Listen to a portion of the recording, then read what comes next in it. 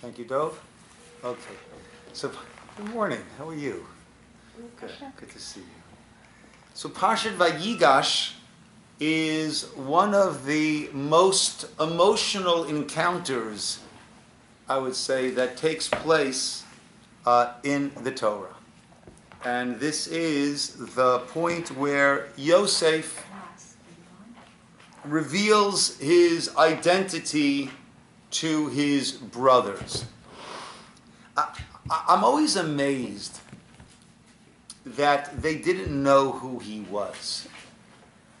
It's been 22 years. It's been 22 years, but I find I'll bump into someone and I'll say, I'll say to my wife, doesn't that, the way they talk, remind you of so-and-so? And didn't the way they gave you that look? I mean, I don't know. And here you talk, you see a friend you haven't seen in 20 years that you grew up with? Body language. You speak Body language. I mean, my brothers see the way that I walk from 200 yards away, and they say, "Oh, that's Eugene." I mean, there are just so many aspects, and we're not talking about just seeing him for a second in a crowd. We're talking about spending time with him, serious time with him, interactions up and back. Right? So we say that when he left, they didn't have a beard, and now he had a beard. To me, yeah. The context is so important because who would expect? First of all, he feigned not understanding Hebrew. Okay. And he was very strict with them. Okay. And he had an interpreter. Yeah. So he certainly made it more difficult. I'm just amazed that at a certain point you say, "Gosh, I mean, None of them? Yeah, none of them Yeah, I agree. felt for a second, does he sound, does he look, does he move, does he talk? Nothing, nada? I think more because of his social status. He's so high there, they probably even have the thought and don't even dare to ask, Okay, So I was thinking along those lines a little bit, because as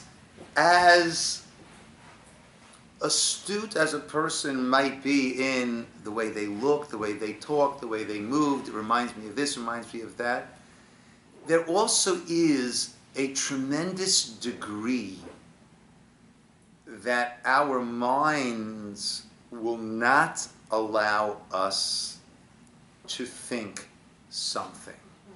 There are times that something is obvious, and personally I had the morning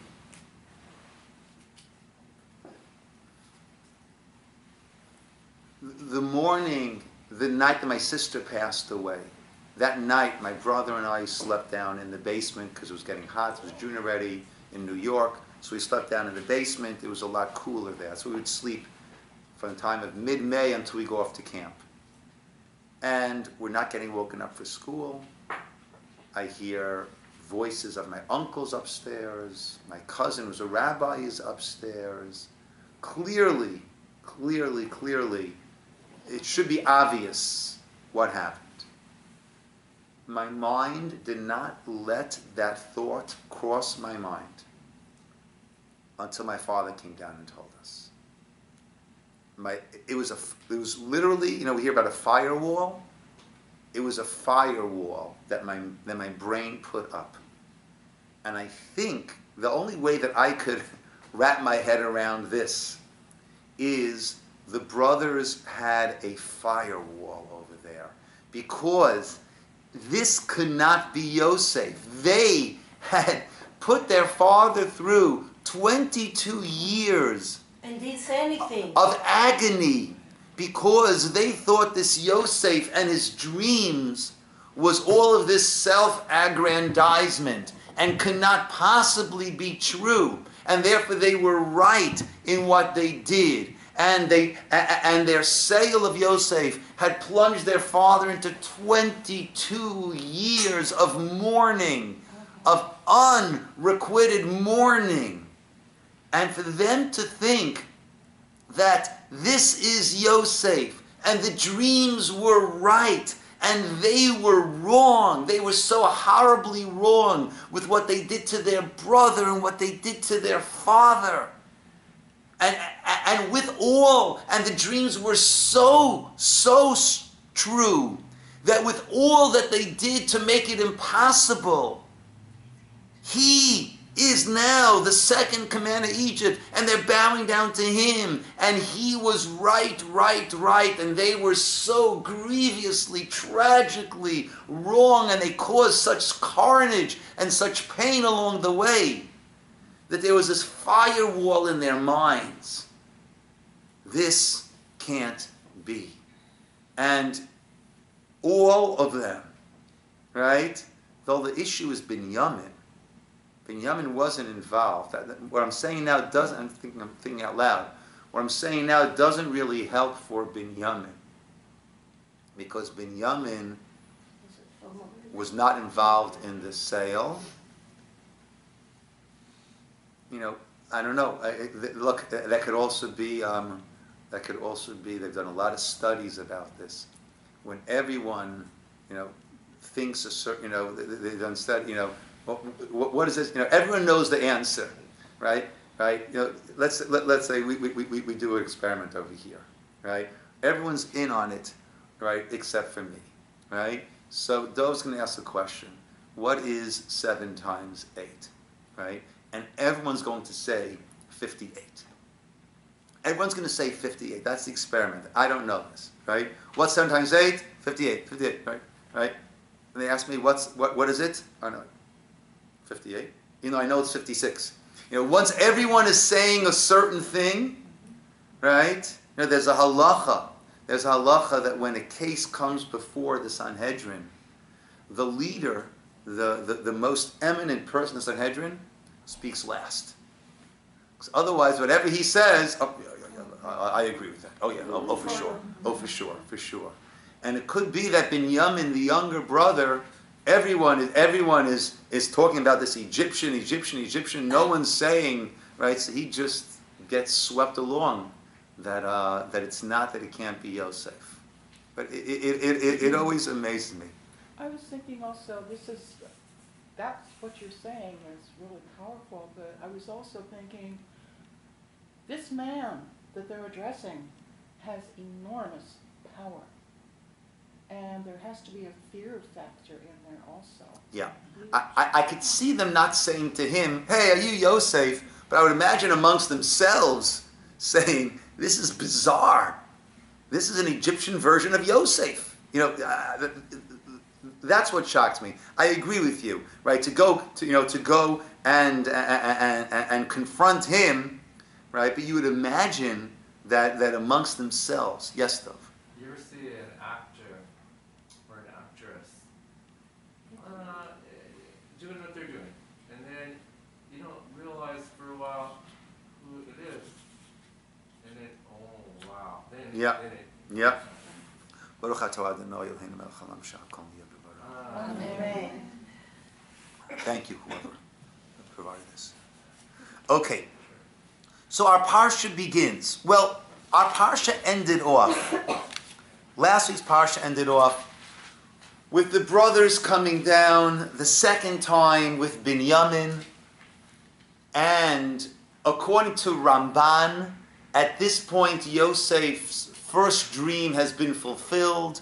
The brothers, the sheaves bowing down without the sun and the moon, without the parent.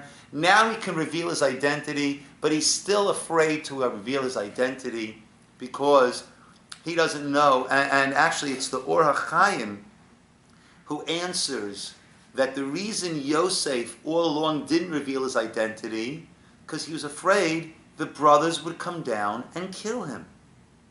That was their first plan. And they decided to sell him down to Egypt in order to get rid of him.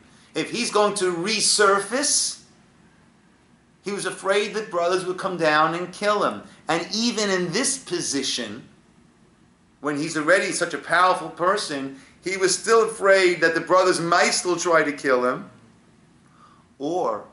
And I should say, he was doing this in order to protect his brothers from his father, from Yaakov. That he was afraid if he were to reveal his identity, then Yaakov will eventually find out what happened, what transpired, and it would lead to a curse against the brothers. So Rachaim says those were his two concerns. According to Ramban, right, even once Binyamin was down, he was still afraid, right? How are they going to how do they feel about Binyamin? Where are they really at? So therefore, he created the perfect scenario to see, do they have that same animosity towards this Benjamin, this Binyamin, that they had towards me? Let's keep in mind, Yosef was Yaakov's favorite child because he was the son of Rachel, Rachel, the woman for whom he worked 14 years. Right? 7 the first year, and then got swapped, and then another 7 years. That was his wife, Akeret Habayit. So now Yosef is gone, he knows, and now there's Binyamin. So Yosef assumes my father probably showered that affection even more now onto Binyamin. I wonder how the brothers feel about him. Do they hate him the same way that they hated me? So what did Yosef do? He planted the goblet in Binyamin's sack and then caught him. And now what happens? Binyamin should be, according to the rules everyone agreed to, Binyamin should now be a slave. So what is he doing? He is serving Binyamin to them on a silver platter. They don't have to sell Binyamin. They don't have to sell him into slavery as they sold me into slavery. Here it is, signed, sealed, delivered. He stole, he got caught. You can go home to your father and say, Dad, it's terrible. Binyamin stole the goblet. I don't know what got into his head. And he got caught. And he was taken as a slave. This is perfect, picture perfect. This is the dream.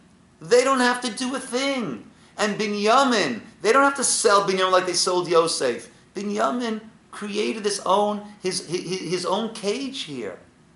And they can get rid of that hated Binyamin. That's the scenario that Yosef masterfully, artfully created here. Let's see their reaction. Now, let's go back to 248 for a minute. Vayavo Yehuda. Let's go from verse 14. Pasuk Yud Dalet. Want to take it for us, Heidi? Vayavo Yehuda. Vayavo Yehuda ve'echad be'sa Yosef v'hu odenu sham vayiplu lefanav arza. Beautiful. Good. Son, you want to take that in English? 14. When Judah arrived with his brothers to Joseph's house, he was still there. They fell to the ground before him.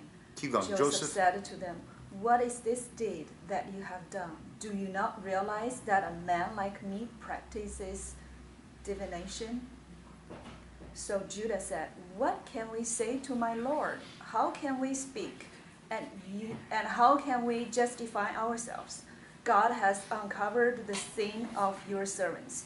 Here we are. We are ready to be slaves to my Lord, both we and the one in whose hand the goblet was found." So first of all, it's very interesting.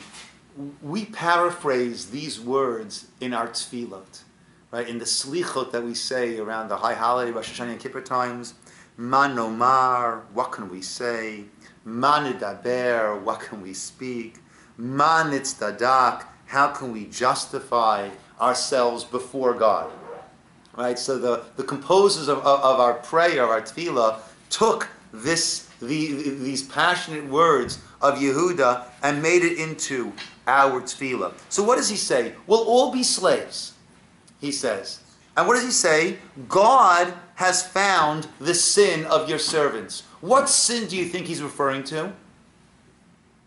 What sin might God be sending to them that now all of a sudden they're all going to be slaves? Good. He's saying good. God, look, he's not saying this, but basically what he's saying is, look, we sold our brother into slavery. Here we know Binyamin didn't take the goblet, right? And yet this ridiculous series of events of him claiming that we're spies, up and back, this whole bizarre episode is coming to an end, and what's happening? We're all being taken as slaves. Clearly this is God giving us back for our having sold our brother into slavery. He didn't say that, but he did say that. Right? God has found the sin of your servants. He's not sharing with Yosef what sin it is, but I think it's obvious to us. The sin is the sale of our brother. And we will all be slaves. What's Yosef's response? Vayomer chalila li me'asod zot. Heaven forbid that I do that. Ha'ish ha'nitzav biyado hu yeh li aved. The man with whom I found that goblet, he'll be to me a slave. Va'atem, and you, alu l'shalom alavichem. Go back in peace to your father. Right? You guys go home. Once again, perfectly delivered. Now Yehuda has a tremendous change of attitude. Vayigash elav Yehuda, vayomer. Yehuda drew close, and he starts to argue, he starts to advocate, he starts to speak about the whole ridiculousness of all that took place. What changes? A minute ago he's saying, we'll all be slaves, right? God has found our sin. And then all of a sudden, and Yosef says, no, just Binyamin. Now all of a sudden, he becomes a tiger. What changed over here? Singling out of Binyamin. And therefore what? Correct. Singling out Binyamin, and therefore what? Without him because He's protecting his father.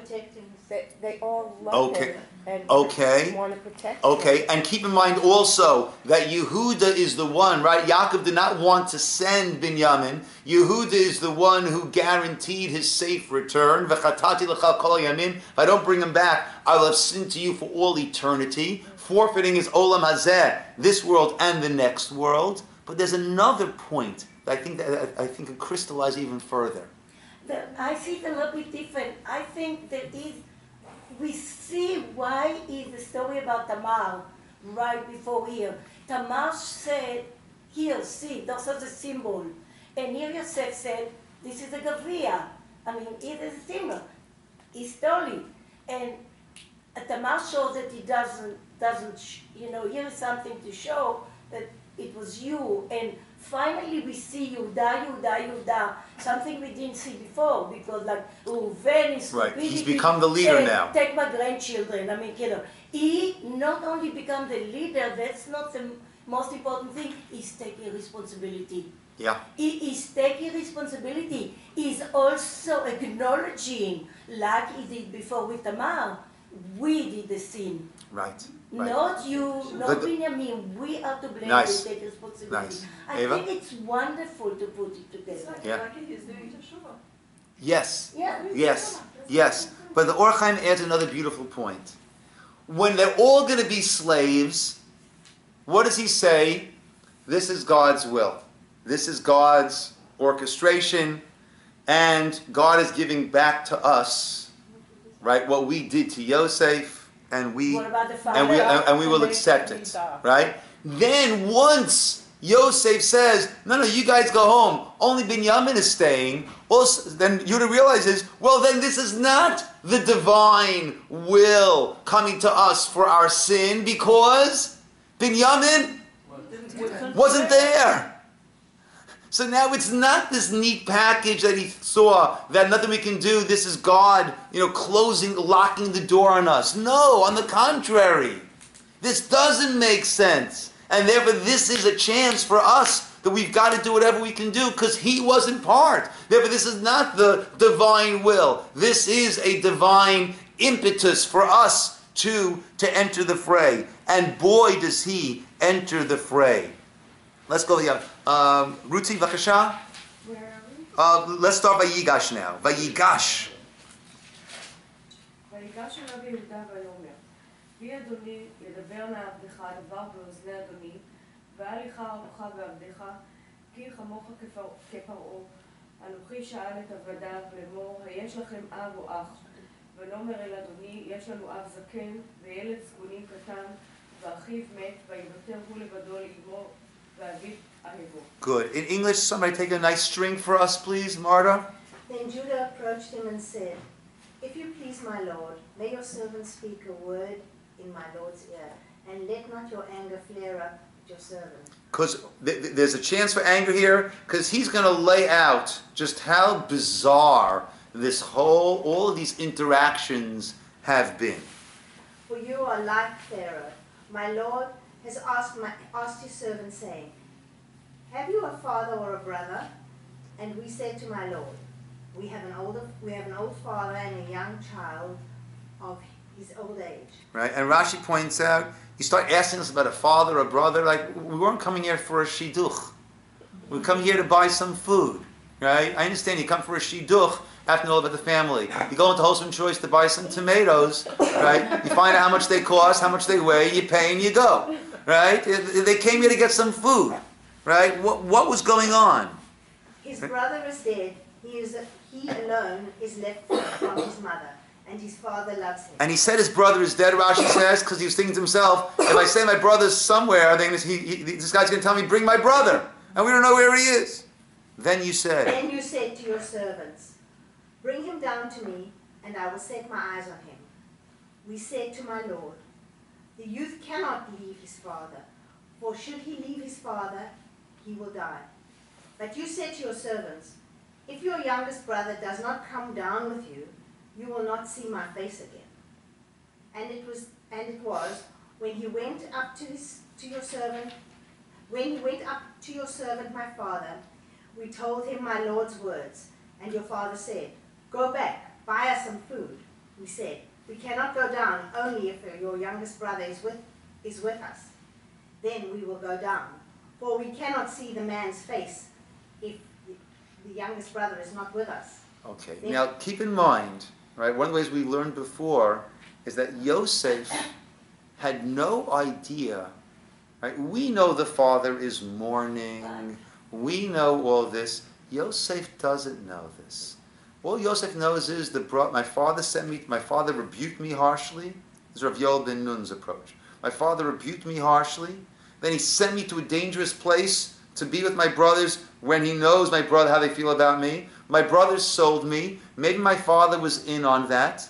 Right? Well, let's see. Let's see the search parties. Let's see what happens after when I'm missing. Radio silence. He doesn't know that his father was shown a bloody coat and presumes him dead. He doesn't know that his father has not stopped mourning him. He has the radio silence. It's not why didn't he call home. He's wondering why haven't they called me.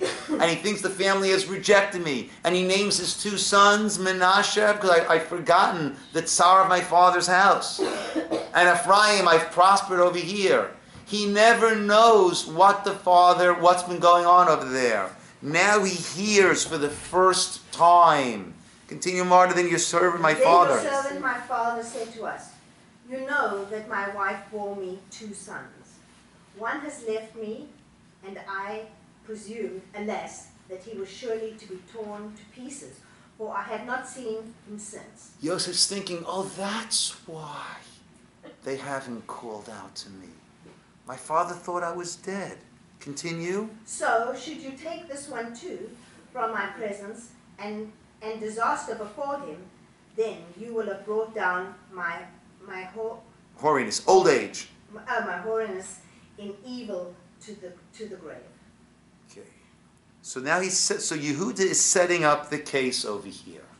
Look what it's going to do, right? And now, if I come to your servant, my father, and the youth is not with us, since his soul is bound up with his soul, it will happen that when he sees the youth is missing, he will die. And your servants will be brought down, will have brought down the holiness of your servant our father in sorrow to his grave, to the grave. Okay, so therefore have compassion, please, on our father. For your servant took responsibility for the youth for my father, saying. Now Yosef's wondering, how do they feel about Binyamin? Here he sees that Yehuda, the leader of the brothers, tells him, I took responsibility. If I do not bring him back to you, he said, Yehuda said to my father, I'll have sinned to my father for all time. Now therefore, please, let your servant remain instead of the youth as a servant to my Lord, and let the youth go up with his brothers. I will stay as a slave. Let Benjamin go home. For how can I go up to my father if the youth is not with me, lest I see the evil that will befall my father? We go back without Benjamin, my father's going to die. What's he suggesting instead? I'll stay as a slave. Benjamin goes home. What is Yehuda saying? If we go back without Benjamin, my father's going to die. If they go back without me, my father's okay. And I'm okay with that.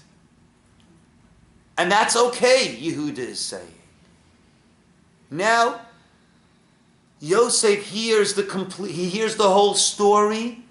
He understands, and he sees how there's been a complete turnaround on the part of the brothers. The brothers sold him because they couldn't stand that special love the father felt for Yosef and that favoritism that he showed.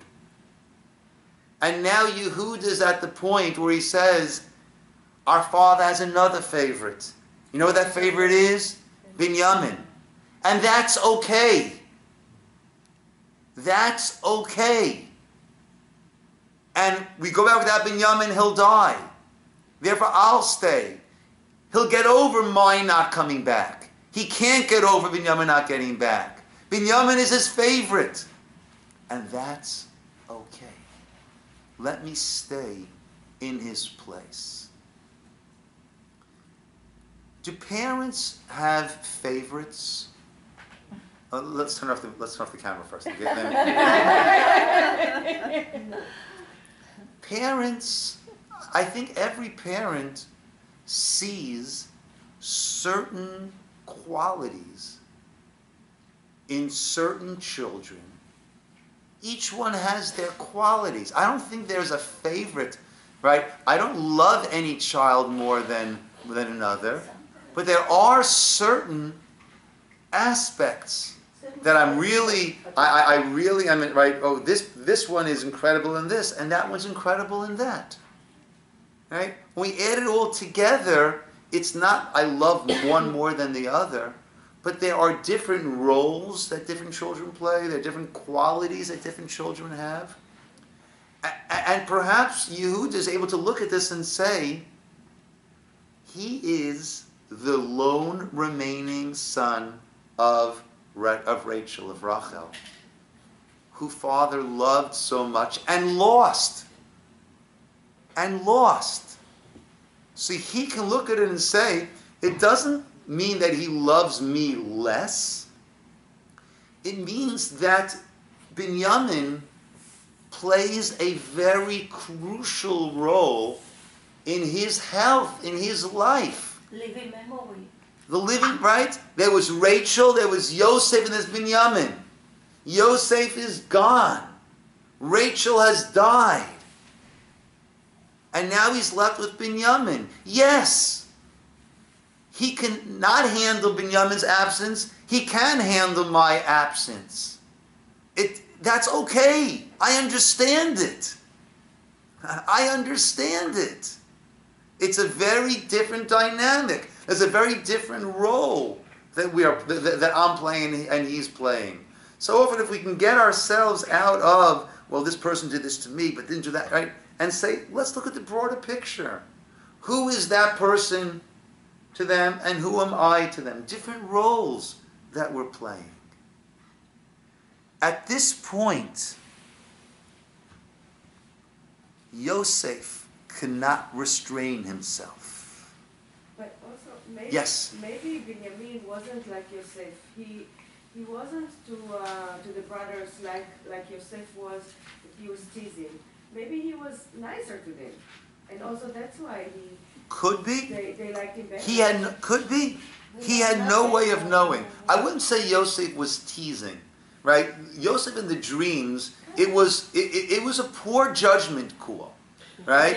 In other words, he thought that by these dreams were prophecies, and he thought that by sharing these dreams they would understand that it's not that he's trying to, but he has a different role. They didn't take kindly to it, right? But you're right? The relation, he had no way of knowing what was going on, but he wanted to see what was the sum total. Where were they in regard to Binyamin? And here is Yehuda going all out for Binyamin. Yes, Dov? Did Yosef put his finger on a nerve when he put a silver goblet? Because what was Yosef sold for? Silver. Oh, that's interesting. Perhaps. Kesef money, anyway. Yeah, perhaps. But didn't Yosef comport himself as the Bechor because really he was the Bechor? Yes. So he, to a was degree, it right? really Yosef a was. bad judgment because he was acting really his Well, role. Yes, but they would've taken it from sharing the dreams didn't go over all that well. No, it didn't. Right? No, it didn't. It didn't go over all that well. How the dream was Right? But then we have a pasuk that just unfolds in so many ways. He cried out, verse 2, in a loud voice. Egypt heard, and Pharaoh's household heard. Vayomer Yosef el Echav. Yosef said to his brothers, Ani Yosef, I am Yosef. Ha'od avi chai. Is my father still alive? Now, why does that question not make any sense at all? Because they've been talking about the father, and it's clear he's still alive. Right? They've been talking about the father non-stop, right? And they haven't gone home in the interim.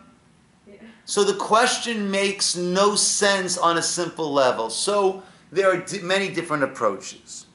One approach is he really still alive? Or were you just telling me that? Right? But, ha'od avi chai. Again, and is my father still alive? Right? In other words, it could be on one hand, it could be, now that he heard from Yehuda, how his father has been mourning him, when he thought his father might have rejected him. So it's a statement. Ha'od avi chai, oh, is my father still alive? He still is my father. The Medrash says that this was the harshest rebuke that he could have possibly given. The Medrash says on this, Oy lanu miyom hadin, Oy lanu miyom hatochacha, woe to us on the day of judgment, woe to us on the day of reproof. And there's a difference between din and tochacha, judgment and reproof, that the Beis Halevi points out very beautifully. Meaning what? Yehuda was saying, have compassion on my father. Oh, I can't do this to my father. I can't do my father. It will kill my father. If Binyamin doesn't come back, that's it. Our father will go down to the grave. My father. Yosef says, you can sell that bill of goods. You can sell your great concern for your father to everyone else in the world but me. I'm Yosef. I know what you did. And I know what that must have done to our father. Am Yosef is our father. You're telling me it'll kill my father, it'll kill my father, it'll kill my father if Binyamin doesn't come back. Am Yosef, is my father still alive after what you did to me? That works for everyone, and it doesn't work for me. And on that, the Medrash says, Oy lanu miyom hadin, oy lanu miyom hatochacha, woe to us. Right? Because the Pasuk follows and says, V'lo yachlu achiv, lechav lanototo, they cannot answer. Ki nivhalu mipanav. They were all shocked in front of him. Right? Either they were shocked that this is Yosef, all of a sudden the firewall came down, or they were shocked because they understood that their whole advocacy, their whole argument, the whole carpet was just pulled out from beneath them. They cannot answer this. The Yom Hadin and the Yom HaTochacha. So the Beit HaLevi says, I'll paraphrase a little bit. Right, a person goes up to the heavenly court after 120 years, and they say, why didn't you give charity? Why didn't you give enough charity? And the person says, well, things were tight. And they say, let's go to the video. There he is, Vail, Colorado. There he is, Maui. Right? Whoa. Right? Your own actions disprove you. It's pulling the Yom Hadin is the judgment. Tochacha, the reproof is, let's see what your own actions. Why didn't you study enough Torah? I didn't have enough time. And then you see how many hours was spent playing solitaire on the computer. Right? And that's the Yom Hadin and the Yom HaTochacha. The day of judgment. And the Tochacha is the reproof. It's where our own actions undermine. So according to this approach, Yosef was slamming them. How dare you speak to me about our father and your concern for our father? I'm Yosef. Is our father still alive? And they couldn't answer. Vayomer Yosef l'chav, then Yosef said to his brothers, Geshanai lai, come close to me. Vayigash, and they came close. Vayomer, and he said, Ani Yosef achichem. I am Yosef, your brother. Asher, right? He now mentions the achva, the brotherhood.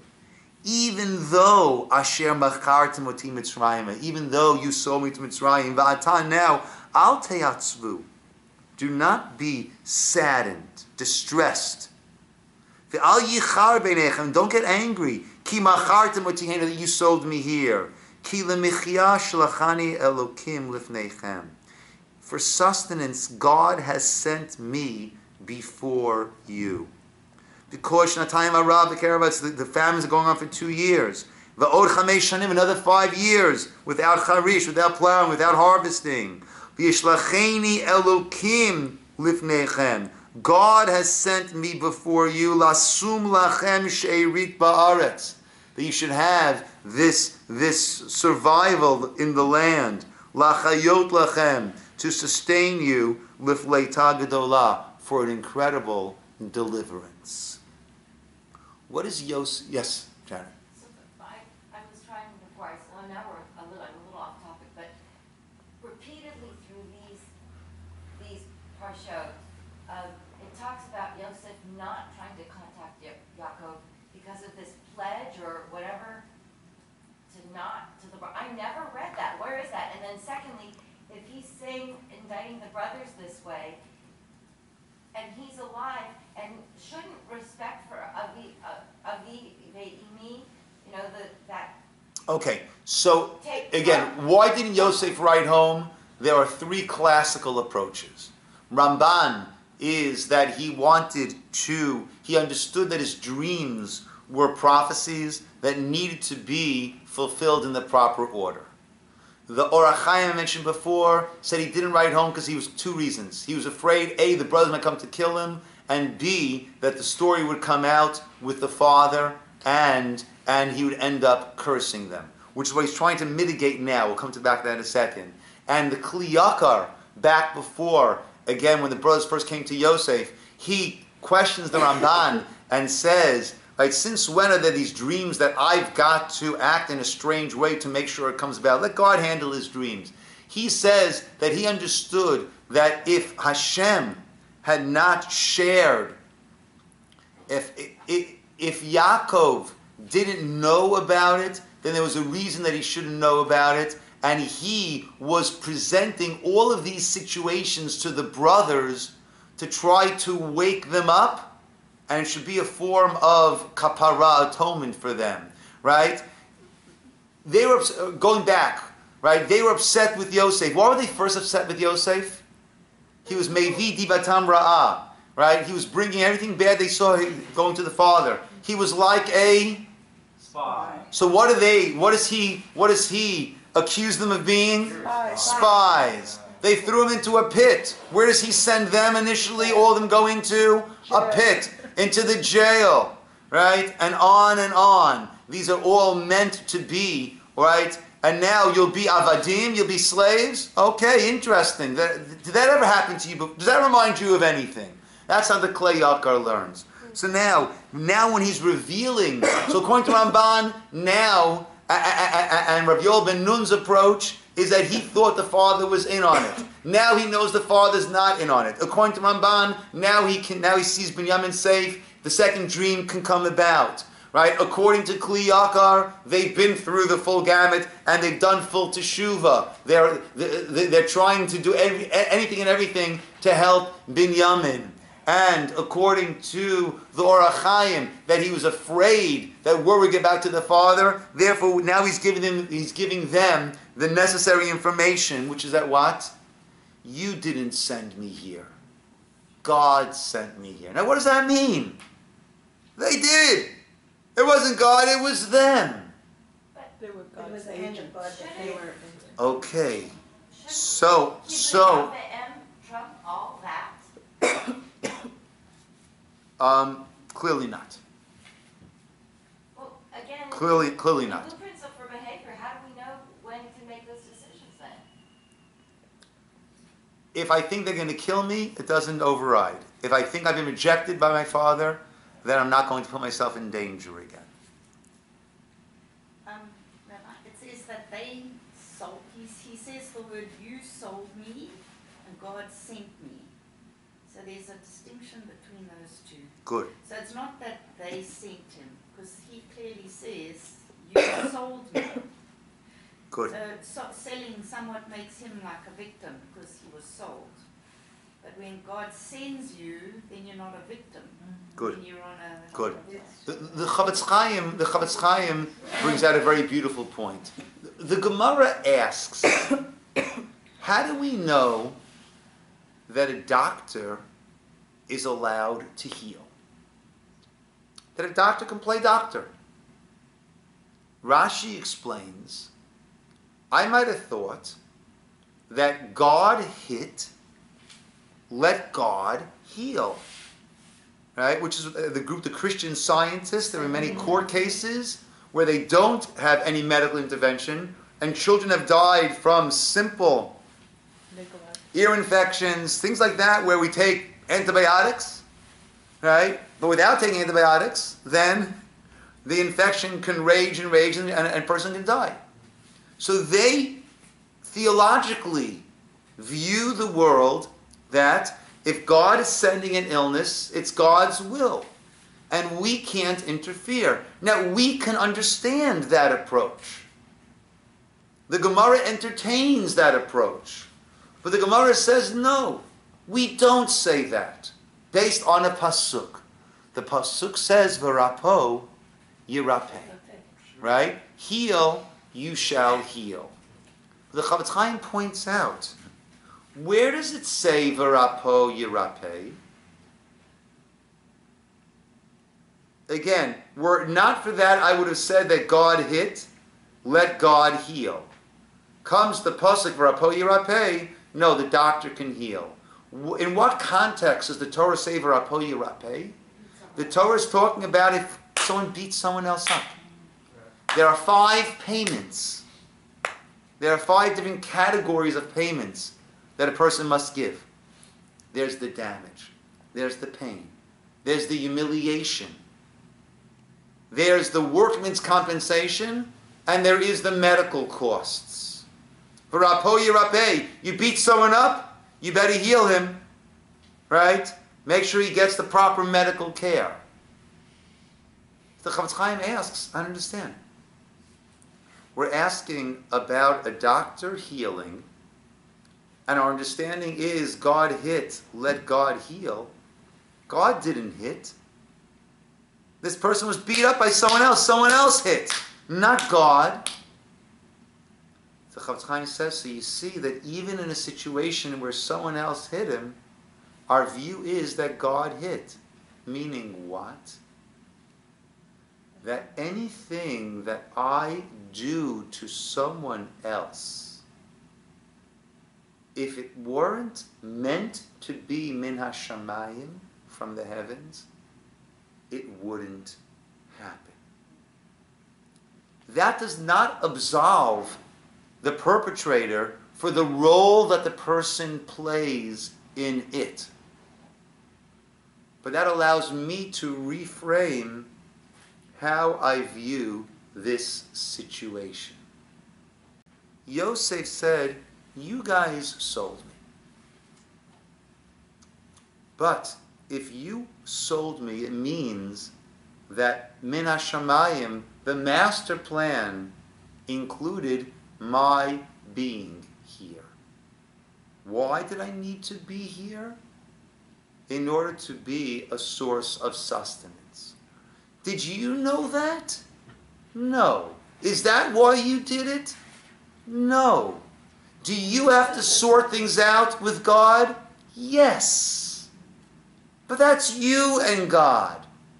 That's not me. That's between you and God, and you sort it out. But the way that Yosef was able to look at it is, what happened to me only if min hashamayim, from the heavens, there was agreement that that should happen. So I could deal with God, and you could deal with God. It's not for me to tell you how to deal with God. That is how Yosef is giving them the ability now to go back to their father with the news that he's going to share. However, I recently saw, I forget where I saw this, in the name of who I saw this. Very often, someone comes to apologize. And you say, it's nothing, it's fine, it's fine. It's fine, it's fine, it's fine, it's fine. It's all good, it's fine, it's nothing. And we send the person away. That's not good enough. Because that's what Yosef basically said. Right? Don't be sad, don't get angry, don't be distressed, right? It was God that did it, God did it, God did it, God did it. Yet, we're going to read, well, hopefully on Tisha B'Av we're going to celebrate this year. But in the past, we've read on Tisha B'Av, and on every Yom Kippur, we read about the Asara Harugei Malchut, the 10 great sages over different generations who were all murdered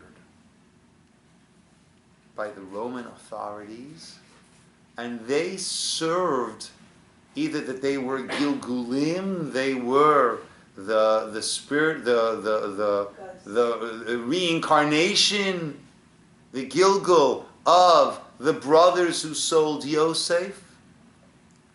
But this haunted us. But Yosef said, it's okay, it's okay, it's okay. Wasn't so okay. Don't say, it's okay, it's fine, it was nothing, it was nothing, it was nothing. It probably was something. Someone says something to you, often it hurts. It is something. Say the words, Machol Lach. I forgive you. But they didn't ask him to forgive him. Two things are missing. Yes, they were. No, but there are two things I hear missing. that. I think at the same time they were They were speechless. Okay, but what he's done though is he has deterred them from asking for granted. I think they were speechless, but I think by doing this he has deterred them from. It wasn't you, it was God, right? He's already. They were afraid for themselves. I understand. I understand. The takeaway for us is don't say it was nothing, was nothing, was nothing. Right? No, I was insulted. No, I was hurt. Right? I forgive you. Let it be a real forgiveness. Let's be able to move that out. I also think he's coming back to be Jewish because we could see that he really became Egyptian. He married an Egyptian, didn't try to go to Canaan like the rest of the family did, didn't try even with the name of these children, he became Egyptian, and he probably because he thought that the father maybe didn't want to be there. Let's go a little further. And now he's kicking the Egyptian out. Okay, and okay. Jewish. Perhaps let's turn the page to 254. Right? You didn't send me here, God. He made me a leader for Pharaoh, a master of his house, a ruler over Mitzrayim. Maharu, quickly, go. Va'alu, ascend. El Avi, go to my father. Va'amartem elav, and say to him, Ko amar bincha Yosef. This is what your son Yosef says. Samani Elokim la'adon l'chol Mitzrayim. God has appointed me as a master over all of Egypt. Rada Elai, come down to me. Al ta'amod, right? Do not remain, do not delay. V'yashavta be'eretz Goshen, you'll dwell here in the land of Goshen. V'yita karov Elai, you be close to me. Ata, you, vanecha, and your sons, uvnei vanecha, and your children, your grandchildren. Tzoncha, v'karcha, your sheep, your flock, all that you have. V'chukati otcha sham, I will support you there. Ki od chamesh shanim, 5 more years, ra'av, there'll be famine. Let penti varesh, lest you become destitute, you and your house and all that is yours. Okay. That was the message that he gave to go down to the Father. Let's turn to page 256. Now the brothers come to the Father. Pasuk Chaf Hey. Someone take that for us, please. The third line, last word. Pasuk Chaf Hey be'ivrit. Vaya'alu. Don't be bashful. ויעלו ממצרים ויבואו ארץ כנען אל יעקב אביהם ויגידו לו לאמור עוד יוסף חי וכי הוא מושל בכל ארץ מצרים ויפוג ליבו כי לא האמין להם. Continue. וידברו אליו את כל דברי יוסף אשר דיבר עליהם וירא את העגלות אשר שלח יוסף לשאת איתו ותחי רוח יעקב אביהם. He came back to life. Vayomer Yisroel. Vayomer Yisrael. Rav od Yosef bni chai. Oh, that's interesting. Vayerenu beterem amut. Okay, I'll go and I'll see him. In English, right? They went up. 25. Shall we have that? They went up from Egypt and came to the land of Canaan to Yaakov their father. And they told him, saying, Yosef is still alive, and that he is ruler over all the land of Egypt. But his heart rejected it, for he did not believe it. Okay, now 1 second. Vayagidu lo.